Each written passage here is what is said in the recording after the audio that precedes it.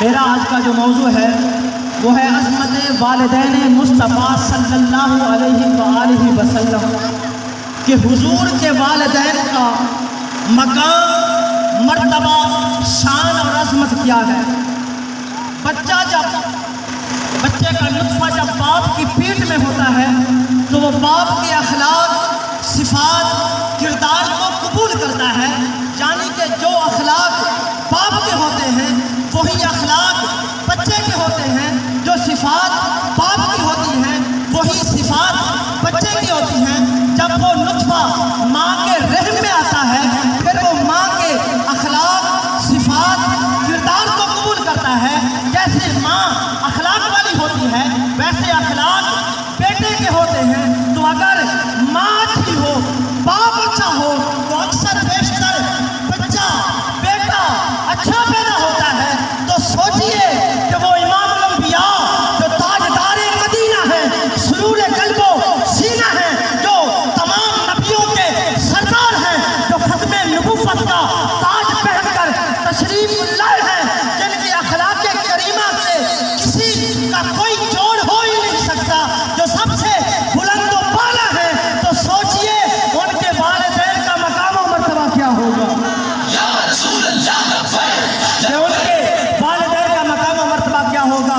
علامہ نبہانی رحمۃ اللہ علیہ اور شیخ عبداللہ سلومی رحمۃ اللہ علیہ اپنی کتاب مطالع النور کے اندر ارشاد فرماتے ہیں کہ جب رب تعالیٰ نے اپنے حبیب کے نور نو اس دنیا کے اندر مبعوث فرمانے کا ارادہ فرمایا تو اس وقت رب تعالیٰ نے پوری عرب کی دھرتی میں سے، اس سے پہلے ایک مثال سمجھیے، اگر کسی کے پاس دودھ ہو اور چند برتن پڑے ہوں، کچھ گندے ہوں، کچھ صاف ہوں اور کچھ سب سے زیادہ صاف ہوں، اور کئی ایسے ایک دو برتن ایسے بھی ہوں جو سب سے زیادہ مطہر ہوں، سب سے زیادہ پاکیزہ ہوں، تو آدمی دودھ اس برتن میں رکھے گا جو پاک ہے، گندے برتن میں دودھ نہیں رکھے گا۔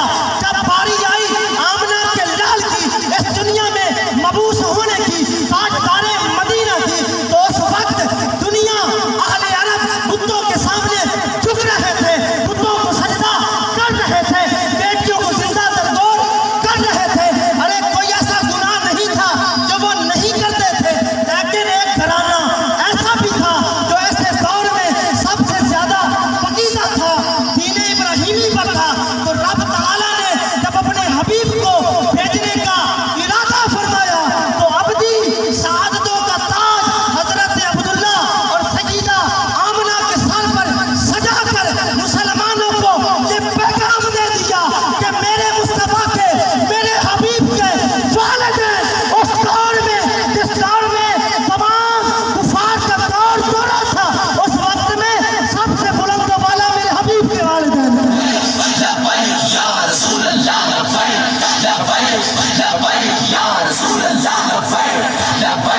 سب سے زیادہ بلند و بالا میرے حبیب کے والدین سے۔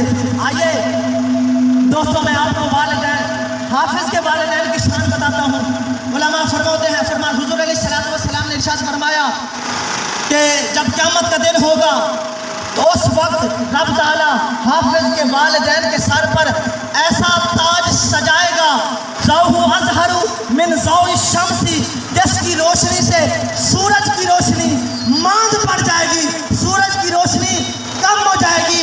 یہ حافظ کے والدین کا مقام ہے۔ ایسا تاج ہوگا، سورج کی روشنی کم لگے گی، اس کے والدین کے سر پر جو تاج ہوگا اس کی روشنی زیادہ لگے گی۔ پھر علماء کے والدین کا مقام تو اس سے بلند و بالا ہے، اولیاء کرام کے والدین کا مقام اس سے بھی بلند و بالا ہے۔ تو میں یہ کہنا چاہتا ہوں، اگر حافظ کے والدین ہو، ان کا یہ مقام ہو کہ ایسا تاج پہنایا جائے، سورج کی روشنی ماند پڑ جائے، تو میں کہتا ہوں کہ اگر تمام حفاظ کرام کے والدین مل جائیں، علماء کے والدین مل جائیں، اور یہ تمام سب سے جو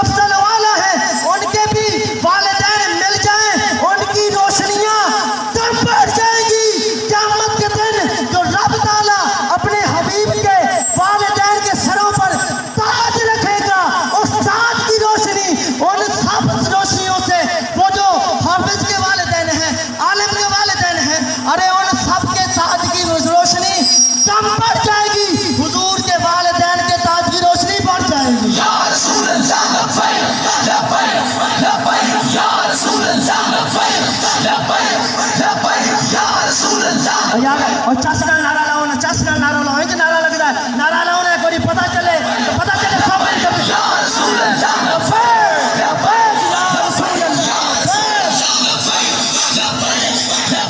یا رسول اللہ حضرت محترم حضرت سیدنا یونس علیہ السلام مچھلی کے پیٹ میں چند دن رہتے ہیں. آپ نے سنا ہوگا اس مچھلی کی زیارت کے لیے دوسری مچھلیاں آیا کرتی ہیں. اس کے بارے میں علماء فرماتے ہیں وہ مچھلی جنت میں جائے گی. کون سی مچھلی؟